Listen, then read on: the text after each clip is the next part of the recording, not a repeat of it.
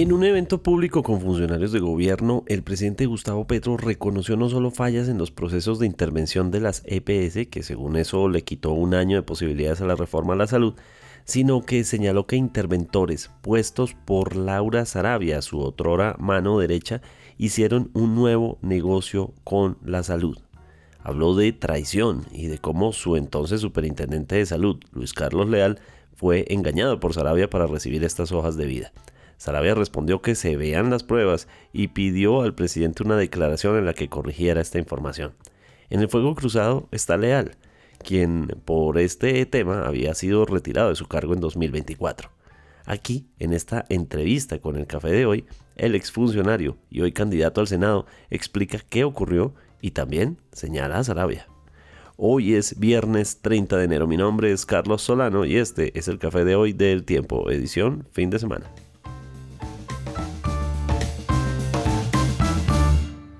El Tiempo es un medio aliado de The Trust Project.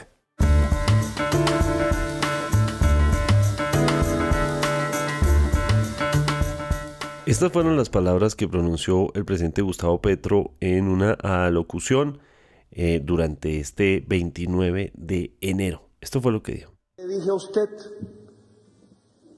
por política no se mete un solo interventor, escoja usted los mejores. Y usted se dejó engañar y lo primero que hicieron fue entregarle unas hojas de vida que yo no puse, pero dijeron que era yo, Laura, y eso fue un engaño. Y se tiró como un año la intervención y la reforma a la salud.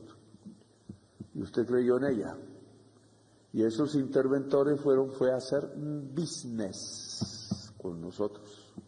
Yo los eché después, pero demoraron unos meses y nos quitaron el tiempo y usted creyó en eso. Por eso no está con nosotros, pero usted es un héroe de la salud de Colombia. Entonces le agradezco su esfuerzo y debe perder la ingenuidad, porque si no nos friegan. He caído en varias trampas en eso, varias. Usted no sabe cuánto me han traicionado, pero no voy a hablar de eso. Y también con algunos exfuncionarios, uno de ellos, Luis Carlos Leal, quien en su momento fue el superintendente de salud y quien en este video que ha circulado en redes, que se ha comentado en medios de comunicación y todo, el presidente reconoce algo que ya venía sonando desde hace más de año y casi año y medio, cuando Luis Carlos Leal en ese cargo, estando en ese cargo en ese momento, señaló, denunció en ese punto de información que tenía sobre las EPS, algunas de ellas de las intervenidas.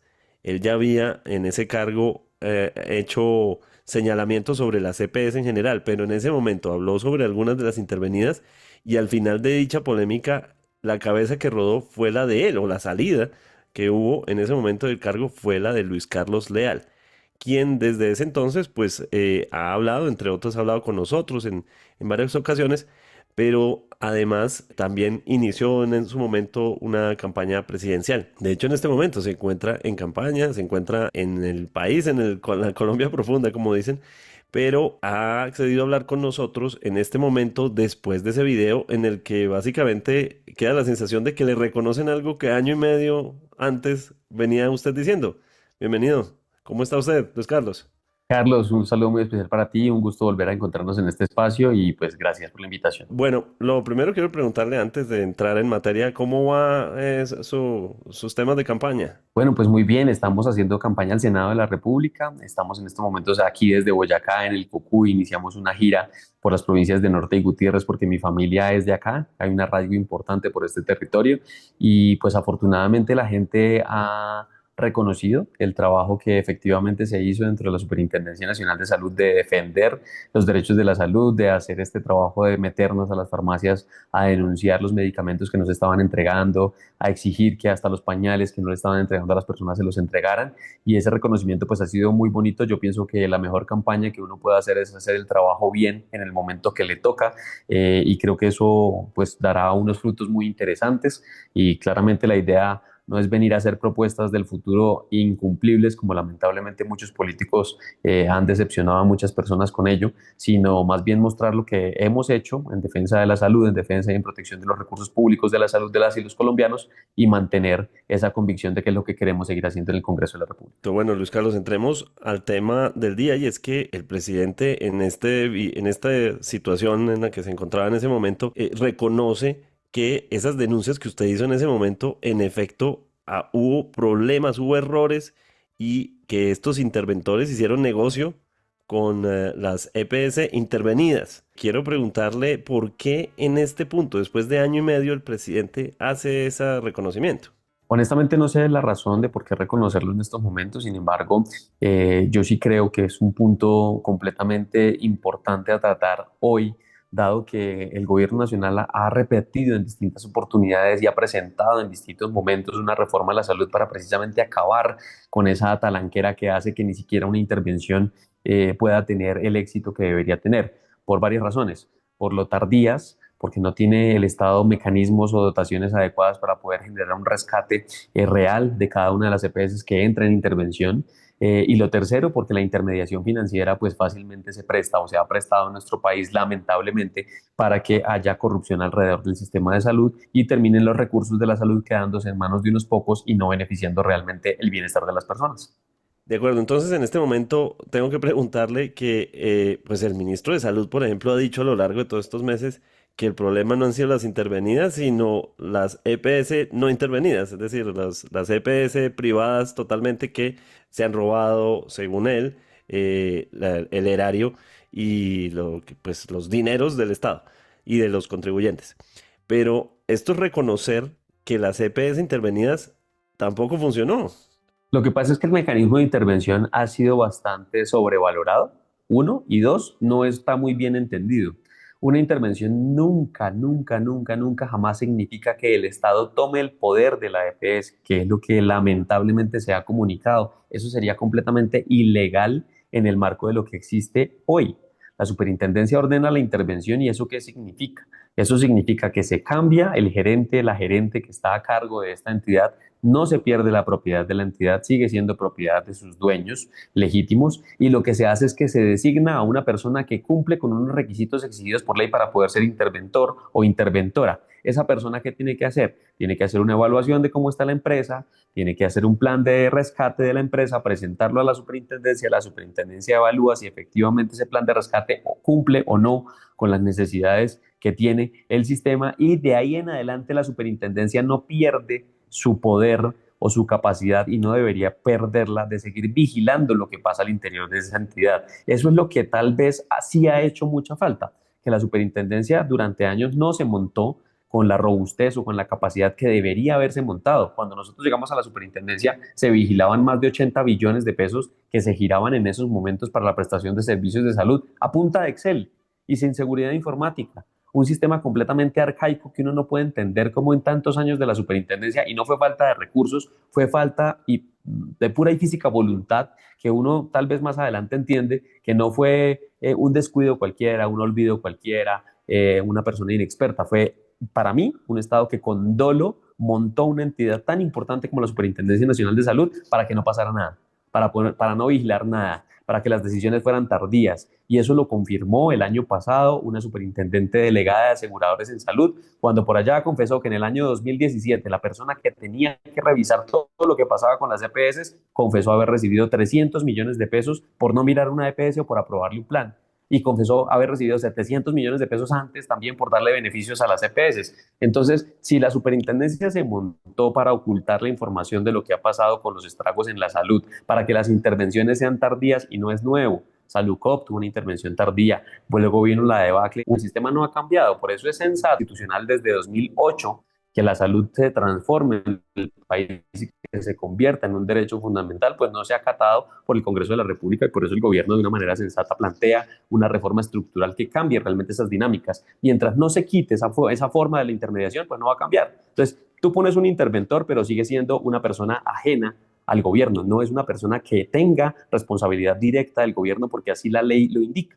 tiene que ser al contrario, una persona que siga siendo vigilada. Por eso nosotros seguimos haciendo nuestro trabajo, que esa es la responsabilidad de la superintendencia, y nosotros en su momento lo que hicimos fue investigar, y lo que yo les decía a los interventores en espacios públicos y siempre que nos encontrábamos con la gente: interventor que no sirva se va, intervención que tenga trazas o trámites de corrupción se va, pero a la fiscalía, y nosotros mismos lo llevamos, y así lo hicimos. 3 interventores de EPS en su momento fueron denunciados ante la Fiscalía General de la Nación porque evidenciamos que había un presunto cartel de desviación de recursos públicos de la salud de las y los colombianos que terminaba afectando claramente el bienestar de las personas. Por eso nosotros completamos, digamos, esa responsabilidad de continuar y vigilar aún de una manera más estricta a las EPS intervenidas que a cualquier otra EPS, aunque obviamente se mantiene ese sistema de vigilancia con las condiciones precarias que, vuelvo, insisto, en materia de tecnología teníamos. De acuerdo, pero digamos, esos los interventores los pone el Estado. De hecho, la misma discusión es esta, es que, y el presidente señala que esto dañó un año de intervención, así lo dijo en su declaración, y lo señala a usted de ser ingenuo y aceptar unos personajes interventores que son los que usted denuncia y que Ser cuando usted los ingenuo no es un denuncia, delito. la Un cabeza que delito rodó hubiese fue la suya. sido haber mirado para otro lado mientras las cosas pasaban mal, o no haber vigilado que las cosas pasaran. Yo no sé si tú conozcas a una persona de tu total confianza absoluta para meter las manos al fuego, para delegarle el manejo de billones de pesos de recursos públicos que pueden destinar y manejar a dedo con quien quieran, porque eso es lo que hacen finalmente las EPS y los interventores en cuestión, pues, no sé, o sea, digamos, no sé si tú conozcas una persona de esa confianza, yo no la conozco. Y la ley no habla de que tú tengas que poner personas de confianza o personas que pasen el polígrafo o personas santas, porque además yo creo que para manejar ese tipo de recursos, ojalá existiera ese mecanismo, no existe. No existe. Lo que existe es que tienen que cumplir con los requisitos. Y lo que en ley hicimos, cumpliendo las normas, fue que efectivamente las personas cumplían con los requisitos y las normas legales para poder ser nombrados y nombradas interventores e interventoras. ¿Qué es lo que no es admisible? Que la superintendencia no hubiera hecho nada. Y no fue un año realmente ni siquiera de intervención, fueron meses. Yo duré 8 meses en la superintendencia. Entonces fueron meses el tiempo que nos tomó darnos cuenta que efectivamente esos problemas o esas denuncias que también veníamos recibiendo de muchas partes, sí se tenían un material probatorio suficiente para poder llevarlas a la Fiscalía General de la Nación como lo hicimos. Y hoy, pues digamos, esos documentos, esas pruebas, ese material están en manos y en la cancha de la Fiscalía, y esperamos pues que la verdad salga a la luz. Yo creo que los colombianos y las colombianas no podemos seguir permitiendo que se sigan fugando los recursos de la salud de distintas formas, afectando la vida de las personas, y no pase absolutamente nada en nuestro país.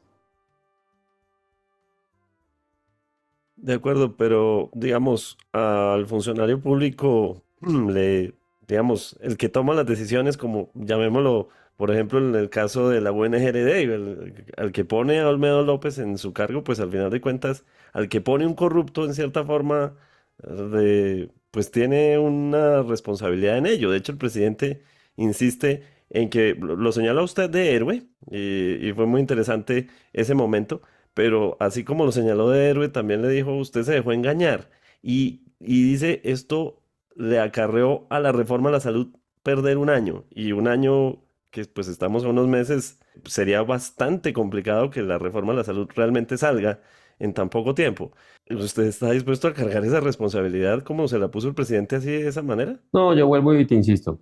Nosotros hicimos las cosas ajustados a la ley, pusimos en conocimiento de los posibles actos de corrupción que existían al interior de estas EPS intervenidas, dimos a conocer el material a la Fiscalía General de la Nación, que es quien tiene que determinar realmente las responsabilidades.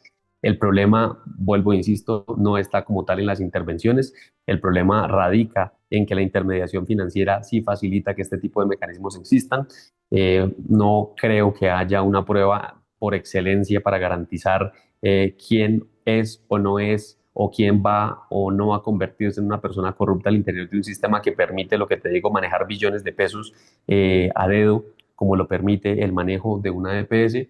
Por eso creo que el mecanismo tiene que cambiar, porque tiene que transparentarse y tiene que poner absolutamente todas las blindajes posibles para que ninguna persona pueda hacer lo que pasa hoy con cualquier persona que pueda llegar a manejar una institución que tiene ese poder y esa capacidad de coger recursos públicos y asignarlos a dedo como quiera, y que además muchas personas que históricamente han manejado o han trabajado al interior del sistema ya saben cómo robar esa plata.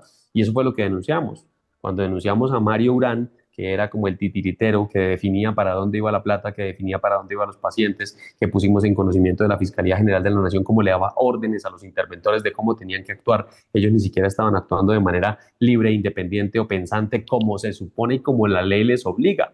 Entonces, presuntamente estos actos en los cuales denunciamos y aportamos las pruebas a la Fiscalía tampoco son nuevos, porque no son personajes que aparezcan en el sistema de salud de nuevo, sino que a través de distintos otros mecanismos, pues terminan en las entidades de salud, porque además los requisitos para ser interventores es básicamente requisitos de un banquero de la salud, es decir, personas que históricamente ya sepan o ya hayan tenido un contacto, un relacionamiento amplio, pero es lo que la ley exige con el sistema de salud. Entonces, un sistema que usted ha sido corrupto, lo que hace es que permite que nada más con estas exigencias altísimas, un selecto grupo de personas terminen ocupando estos cargos.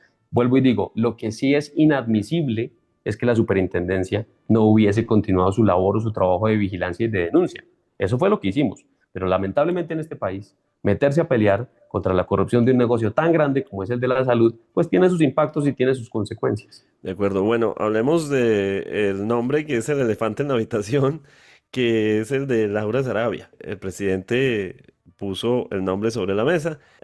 Dice, no voy a contar sobre las traiciones que me han hecho, pues no pudo ser más claro la forma en que lo dijo. Y es que hubo una traición por quien actualmente se desempeña, además como embajadora en el Reino Unido, y que en ese momento fue Laura Sarabia quien puso las hojas de vida de estos interventores y que ese engaño del que usted fue víctima viene de ahí, de Laura Sarabia. ¿Usted puede confirmar eso? Yo ya lo había mencionado en algún momento a través de Jaime Ramírez, quien era su asesor principal en ese momento directora del DAPRE, Laura Sarabia. A través de él llegaban comunicaciones diciendo que era orden del señor presidente y como el señor presidente lo reconoció, hicieron dar órdenes a nombre de él que no correspondían a órdenes que él había dado y eso también lo evidenciamos en alguna conversación posterior con el señor presidente donde contrastamos la información que teníamos y donde yo, como él lo dice, sí, ingenuamente creí que pues, un equipo de gobierno funcionaba en ese nivel de confianza y en ese nivel de responsabilidad y que claramente las comunicaciones que yo recibiera de ese círculo de confianza eran de ese círculo de confianza. Pero así como ese círculo de confianza traicionó el presidente, pues también logró engañar a muchas personas que estábamos al lado. Entonces, para claridades, esas hojas de vida que presenta Laura Sarabia o su círculo o ese círculo de confianza son los mismos interventores que usted denunció. Sí, señor. ¿Podemos saber quiénes son? Fueron los interventores de EMSANAR, ASMEDSalud y SOS, los que estaban públicamente con sus nombres en la denuncia que hicimos en la Fiscalía General de la Nación el 22 de octubre, si no estoy mal, del año 2024. Sí, en efecto, es lo que termina generando esa bola en la que usted era el que hablaba y de repente hubo un silencio en ese momento gigante y termina saliendo usted de ese cargo. Laura Sarabia respondió desde Reino Unido, dijo, pido las cámaras, pidan las grabaciones, porque el 30 de octubre de 2024 el ministro de Salud y el superintendente de salud, el señor Leal, estuvieron aquí, estuvieron explicando, no necesariamente en su oficina, fueron a explicar el origen de las hojas de vida de los interventores. Ella insiste en que eso existe una grabación y que son ustedes los que fueron a explicar el origen de esas hojas de vida de esos interventores. Me ¿Usted qué parece puede muy responder bueno a que esa pida todas las afirmación grabaciones que de Laura existan porque Sarabia? todas las declaraciones que hemos hecho al respecto han sido las mismas. La verdad es imborrable y si el presidente efectivamente pidió explicaciones de dónde habían salido esos nombres, pues se le dieron las explicaciones que el presidente también denunció en estos días. El presidente básicamente habló con la verdad y el conocimiento que a él le asiste y los descargos que hicimos ese día frente a las situaciones que habían ocurrido. En este punto va a haber una carrera brutal en los últimos meses de este gobierno y Laura Sarabia, quien se encuentra en un cargo, porque termina además en un cargo diplomático, en ese momento, muchos se preguntan, bueno, pero ¿por qué terminó en un cargo diplomático? Usted no tiene esa respuesta, por supuesto, pero estos meses van a ser terribles porque además ella tiene un caso, una denuncia muy dura por otro tema relacionado, pero su defensa ha puesto ahora este ingrediente dentro de las denuncias que ella ha hecho.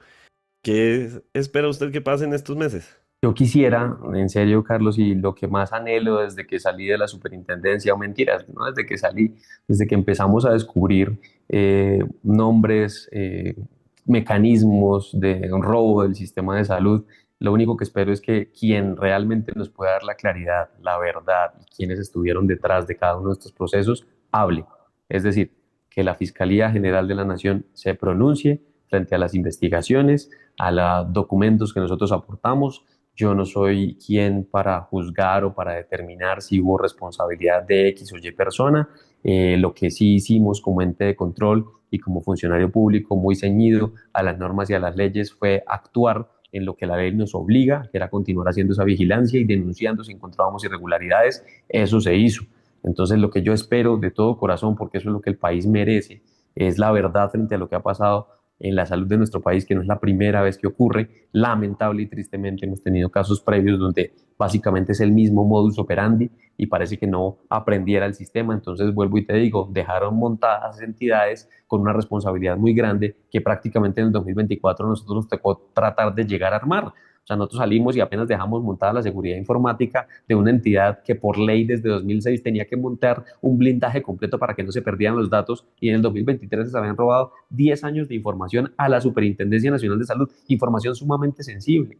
Entonces, yo creo que es necesario que la Fiscalía avance y ojalá nos pueda dar a conocer que ha podido recabar frente a la información que nosotros proporcionamos, y que también hay mucho conocimiento y mucha voluntad de poder adelantar y poder conocer esta realidad. Luis Carlos, bueno, entidades intervenidas, por ejemplo, llamémoslo directamente Keralty, han sido, su respuesta posterior a la intervención ha sido incluso de adelantar unas denuncias y dicen que lo señalan entre muchos nombres, el suyo, como responsables del deterioro de Sanitas y de ese proceso de intervención. La sensación que le queda a uno después de oír al presidente es que en efecto consideran que esas intervenciones salieron mal.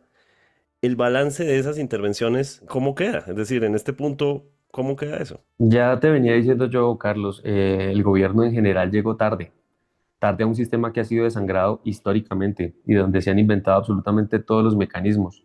Decir que la responsabilidad del deterioro de un sistema que ha tenido más de no sé cuántas crisis desde su creación, sino que lamentablemente gobiernos anteriores lo que hacían era: ustedes quedaron debiendo y crearon un hueco fiscal y quebraron una cantidad de hospitales, entonces recojamos plata nuevamente del Estado, de las personas, hagamos impuestos y paguémosles la deuda que ustedes generaron y volvamos a arrancar de ceros. La deuda nunca arrancó de ceros, fueron 3 leyes de punto final, la última que se hizo y cada vez más seguidas. La última que se hizo fue en el plan nacional de desarrollo del gobierno de Duque y que se terminó de pagar en este gobierno, 12.5 billones de pesos que se pagaron de las deudas que tenían las EPS, y que ese fue el compromiso y fue la ley que el Congreso de la República aprobó, pagarles las deudas, y las deudas nunca bajaron a cero. Entonces esto es un saco roto que si no controlamos, pues es muy difícil. Pañitos de agua tibia como las intervenciones, además tardías, no van a funcionar, porque es un sistema condenado al fracaso por la intermediación financiera, por el negocio que se ha creado, por la cantidad de intereses económicos que hay de por medio, porque no es un sistema transparente. Aquí nos han vendido la gran mentira de que es imposible saber en tiempo real lo que está pasando con el sistema de salud.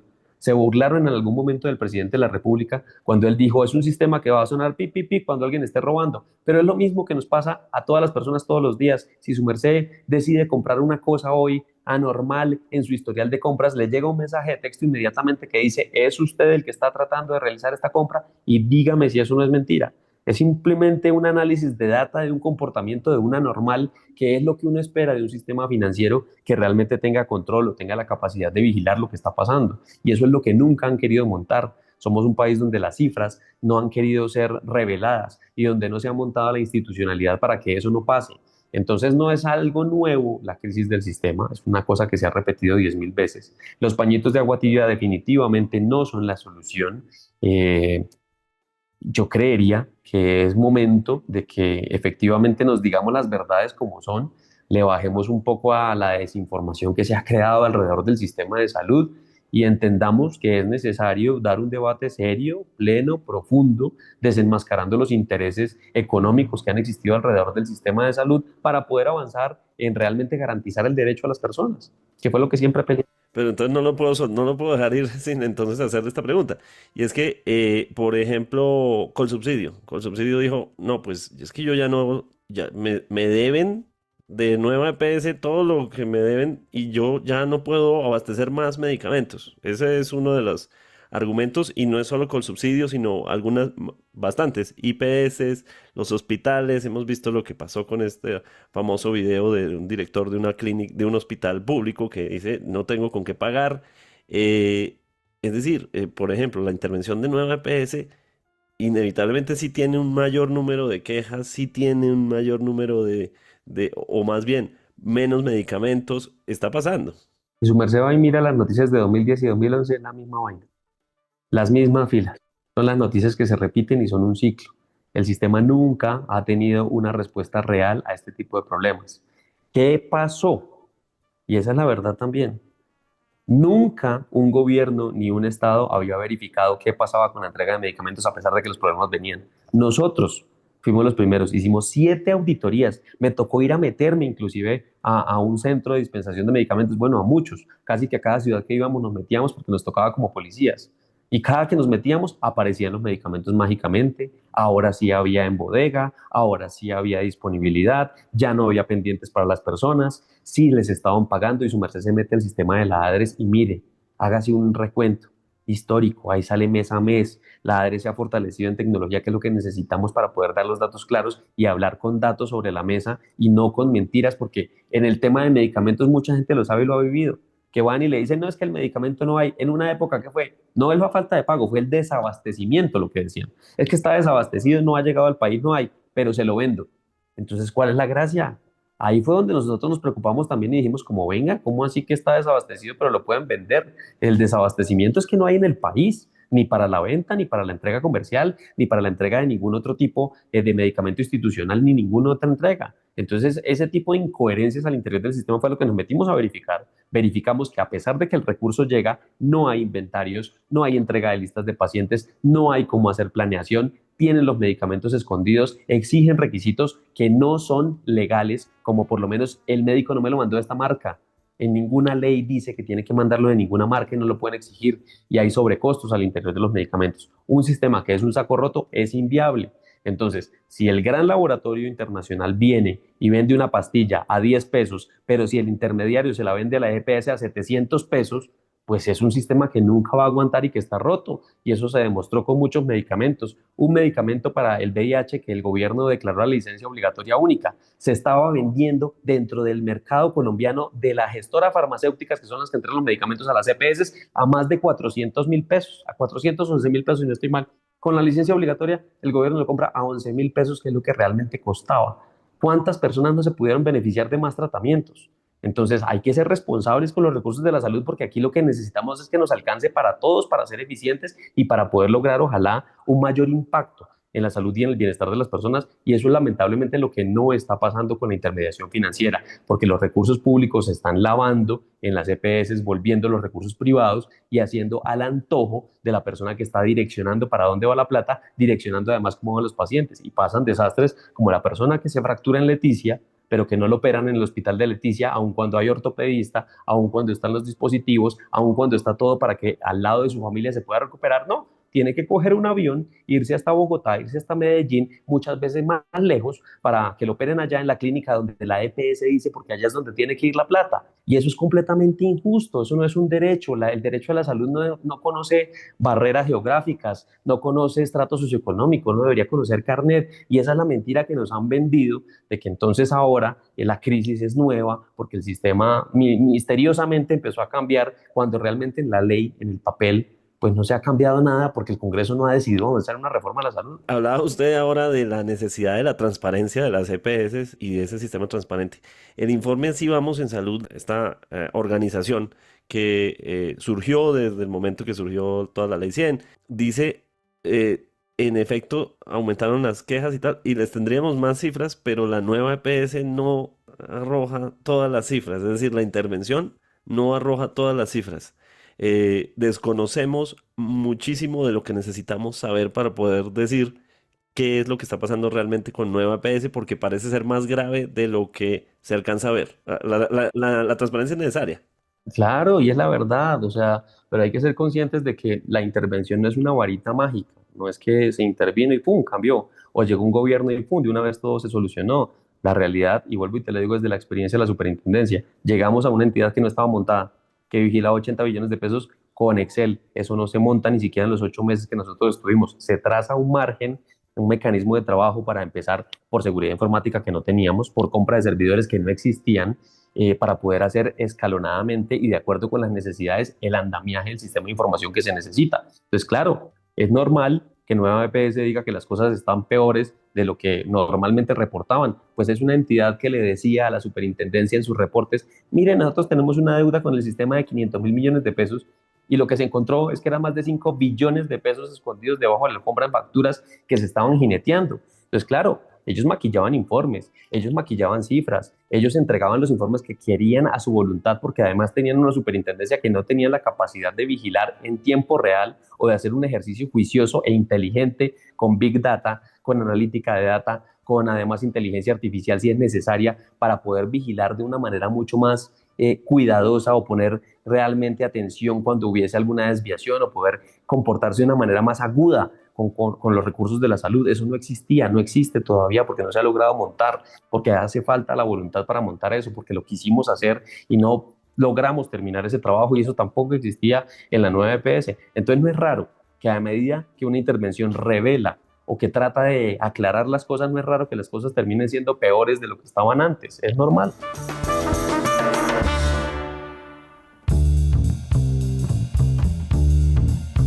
Gracias por acompañarnos en el café de hoy. Suscríbase en todas las plataformas de podcast y en el canal de YouTube de El Tiempo.